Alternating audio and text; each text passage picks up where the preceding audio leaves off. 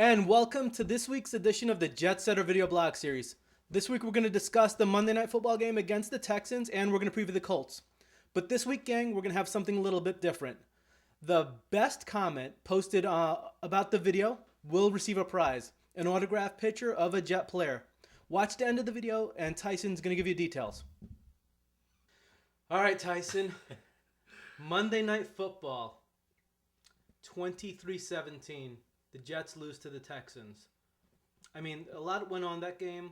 A lot to talk about. Your thoughts? I'll give the Jets some credit. I'll give Rex Ryan credit. I thought they were going to get their tails kicked. I thought it was going to be a blowout. They came out with some pride, came out with some passion. They played hard.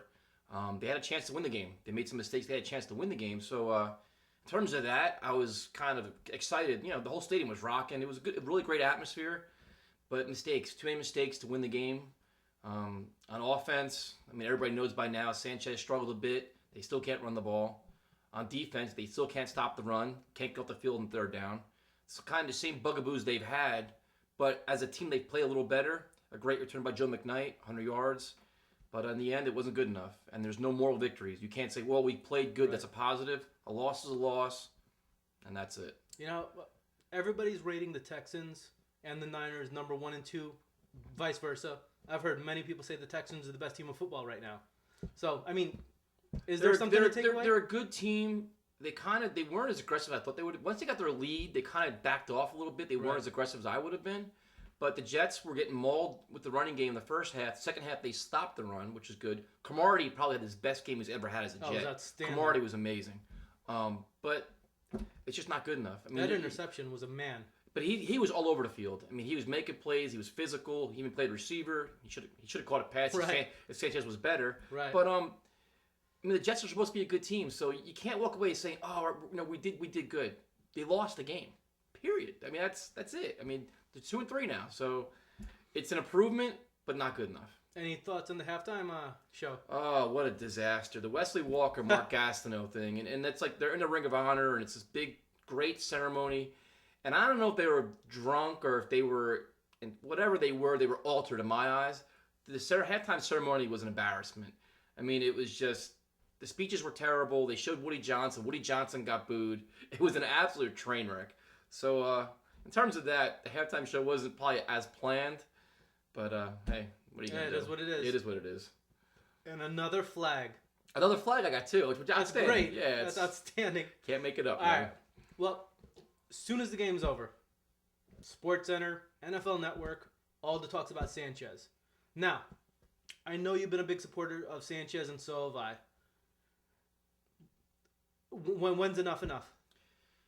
Okay, a couple things. He did struggle. I mean, he threw some terrible passes. He missed Cromartie. He missed some other guys. Some passes were tipped that were intercepted. He's struggling. There's no doubt about it. He misses Dustin Keller. Santonio Holmes, obviously. It's a patchwork receiving group. It's the offensive line struggling. The thing is with Sanchez is, if you bench him now for Tebow, there's no turning back. I mean, that's it. He's done. That's just, you're now Tim Tebow's team. And I don't think right now it's the time to do it. And my biggest thing is, everybody keeps pinpointing Tebow and Sanchez. The offense is struggling. The unit itself is struggling. From Sanchez to Mangold to the receivers to the tight ends, the entire unit is struggling. Everybody's making mistakes. So I understand the whole, the quarterback, he sticks out because he's the big attention guy. But it's the whole unit. It's not just one player making mistakes. So for me, I'm still staying with Sanchez. You have to. Because, like I said, once you bench him, there's no turning back. I mean, and I don't think it's the right move to make. And the other thing is, too, is teams are stacking the box. The Jets can't run the ball, so you have to throw it. And with Tebow's a quarterback, they're going to do the same thing, if not more. Put more pressure on the line to stop the run because nobody's scared of his arm. I mean, he threw a great pass last week that Jason Hill dropped, which was brutal. But it's still, Tebow's not the answer right now. I just don't think he is. Especially, the Colts this week, Tebow struggles against the Patriots. Never plays well against the Patriots. So, I don't think it's a time right now. As bad as the receivers have been, I just think if Sean Green had the year we all wanted them to have, year after year, we all think Sean Green's going to be this. Here's my question, though. I'll give you that. But you know what? At the Jets as a staff, why is Joe McKnight not getting more carries? He's explosive. I mean, with the ball in his hands, he's dangerous. He's more dangerous than Sean Green, and he's more dangerous than Powell. Especially when the defense is coming after guys. If you're gonna hit the line of scrimmage and he can maybe pop it outside, a quick screen, and even get the ball in his hands more. I mean, it makes no sense to me. And Sean Green is just, I mean, he's stuck in mud right now. Right. I mean, it's that one screen pass. If he would have caught it, a legitimate running back would have been a touchdown. And he gets tackled by the first tackler. Well, you see it out there. You see Spiller, Sproles, Reggie Bush even revitalizing. You see these scat type backs, and McKnight is that. Yep. It just seems especially now with the offense struggling, you've got to make changes. I understand your loyalty to Sean Green and all the other stuff, but enough's enough already. I mean, people bash Sanchez. I mean, the running backs aren't doing their job. I mean, with the receivers, you almost can see McKnight in a Percy Harvin type role. Anything, just get the ball in his hands. I mean, or even Curley. I mean, Curley's coming on too. Give the ball to find ways to get Curley the ball. Well, he's explosive in the open field. We know that. Exactly, but then find ways to get him the ball. Why are we just stuck in mud? I don't know. Yeah. Well, the big press conference today, actually. 3 more years. I mean, he said he's committed to Tebow. Woody Johnson just needs to understand how to. I mean, enough with the headlines. Enough with this. Well, Tebow's going to be here 3 more years. You know what Woody Johnson's to say? Is Tebow going to be here in 3 more years? We're going to evaluate our team at the end of this year. Talk about this year and now. That's it. Don't talk about the future. Don't talk about anything else because nobody really cares and nobody really believes you. Because let's be honest, if they go 4-12 this year, half this team's gonna be cut because Woody's gonna clean house. It's good. I mean, so when they ask personnel questions, which I don't think he should be answering to begin with, I would say either defer to Rex Ryan, like my staff makes these decisions, or Mike Tannenbaum. Don't answer the question, or just say we're gonna deal with the Colts this week. We'll deal with that at the end of the season. Just kind of be politically correct a little bit and just kind of stop fueling all these media fires everywhere because all you're doing is generating more headlines for a team that's not playing very well. It seems like when one thing goes wrong, it's just this cycle of losing. It's an absolute snowball, and the run game stops. There's no play action. The receivers are dropping balls. It just Sanchez makes a bad throw. Right. It's everybody. They're all contributing to a bad effort. All right, so let's focus on next week. You have the Colts. Maybe one of the. I know everybody talks about Cam Newton and RG3. Honestly, well, Cam Newton's struggling. Right. Well, but Luck is probably the best quarterback in the last 20 years. Some people say he's the best quarterback since Elway. I mean, rookie quarterback. Rookie quarterback. Okay. But as a prospect. Right. He's got it all. I think Mike Mayock gave him a 99. Yeah, he's got it all. Yeah, he's got it all, and he's getting that offense. What are your thoughts going in versus the Colts offense? Versus the Colts offense. Well, they struggle against the run. They don't run the ball very well. Donald Brown's out, so Vic Bauer's going to be running the ball. So the 3 Jets, weeks. Yeah, so the Jets have a chance to maybe stop the run, which they can't do, and then go after Luck. But they're ranked 6th in passing. They can get the ball around. They got 2 very good tight ends, or young tight ends that are making plays. That's right. And then they have, Reggie Wayne's Reggie Wayne. I mean, Kamari's going to have his hands full with Reggie Wayne. I mean, so they're going to have their hands full with that offense. But I think there's 2 major things is the defensive line is banged up. I mean, Kendrick Ellis is out. Sione Pua could be out. So your defensive line is somewhat depleted. So you're looking for more guys like Copels and Wilkerson have to step up. And you got to generate a pass rush, man. You have to find a way to get to the quarterback. If you let Luck sit there and pick ducks, he's going to light you up. And he did it last week. You give him time to throw the ball, he's going to throw it, and they're going to make plays. So right, it's got to be. I mean, you've got to. And with Reggie Wayne having maybe his best career as a pro, what a game that was a pro. Week. Yep. He offensive player of the week, first one in his career. Yeah, but he had a great game, and you can't give him time. I mean, this is no secret, especially with Donald Brown. Stop the run and then go after Luck. I mean, unleash Aaron Maben. You got to get to the quarterback. Calvin Pace. All these guys have got to get better. And the one thing I noticed the most last week, and it's starting to stick out more and more, is the Jets' defense lacks overall speed. The linebackers going sideline to sideline aren't getting there. That's a huge concern. This week, probably not as much because there's not a big running threat. Yeah, they don't have that lateral presence. But now they're gonna stretch the field out. So now Landry and Bell have a chance to make plays. But the Jets' speed on defense, keep an eye on that because I've noticed it more and more how other teams are more aggressive and getting to the ball. Well, we're always seem to be a little bit late. Well, the way the ability of coordinators have that intuition of just finding that weakness and going after it, and it changes week to week. It's amazing. It does. It definitely does. It's they just got to be creative. I mean, this is the game of Rex Ryan.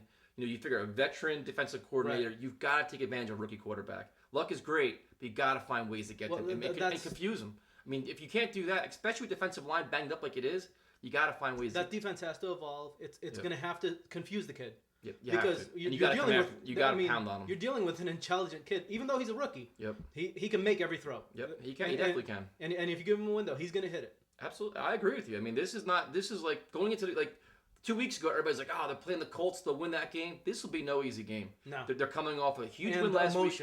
Huge win last week, and they're playing for Chuck Pagano, which a lot can be said for that kind of motivation. Because that's not a 1-game motivation. That's a season motivation right there. So it's a tough spot. All right, so let's switch to the Jets offense now. We know Keller is questionable. That's a big Q. What's the word?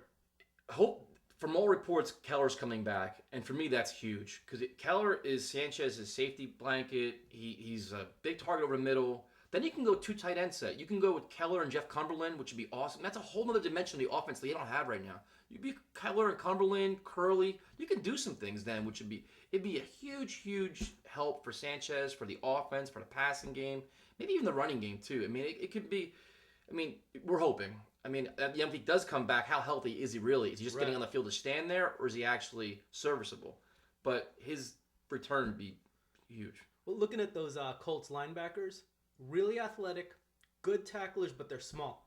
One big thing, Robert Mathis is out too. Interesting. Okay. So that's a huge. You're talking about their biggest pass thrower. He's got, I think, 5 sacks. It is. Mathis being out is huge for the Jets. I mean, Dwight Freeney's still no joke, and Corey Redding's in the middle, but having Mathis out that's a great news for the Jets. Now, we're seeing an evolution where I believe going into last week's game, it was 11% of the offensive plays were Tim Tebow. We saw a little more last week. What are you seeing? My concern right now is with Tony Sparano is that I don't think he understands how to call a game. I really don't. Last week there was timeout problems, substitution problems. He doesn't understand the flow of the game. Sanchez is throwing strikes all over the place, which is not. It's kind of rare. Right. They take him out, and Tebow comes in. Tebow comes in, makes a nice play, then Tebow comes back out. He doesn't understand how to either use Tebow, use the Wildcat. I don't think he understands how to use it.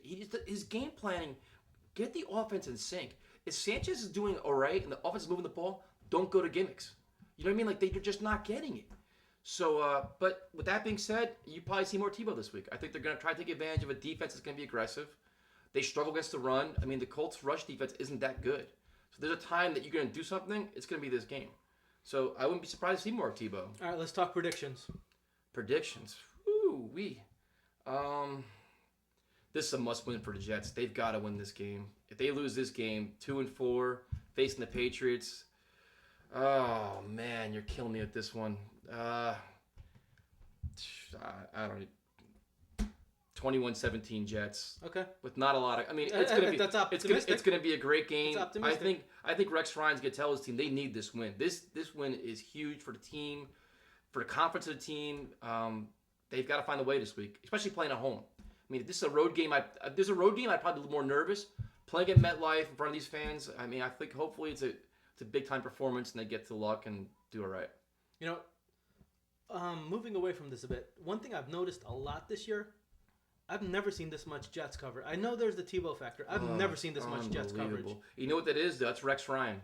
Rex Ryan's brought this on all himself.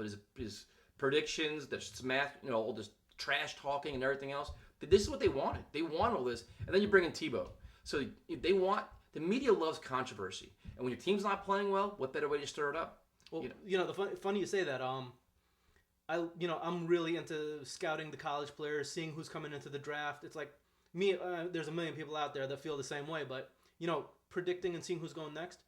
The very first thing I saw this year was after that game, they were scouting quarterbacks for the Jets. And they were showing film on these college quarterbacks. How are you going to do that when you're tied unbelievable. You're tied to Sanchez and Tebow. So, I mean, there's so many. I can't even think about that. Like, I'm just like week by week, but the Jets coverage now, the one thing is they should be thankful for, the Yankees are in the playoffs. Right. If the Yankees were in the playoffs right now, and A-Rod was struggling, can you imagine the pressure on the Jets right now? They'd be getting pounded every day. And they're lucky that the Giants aren't flamboyant.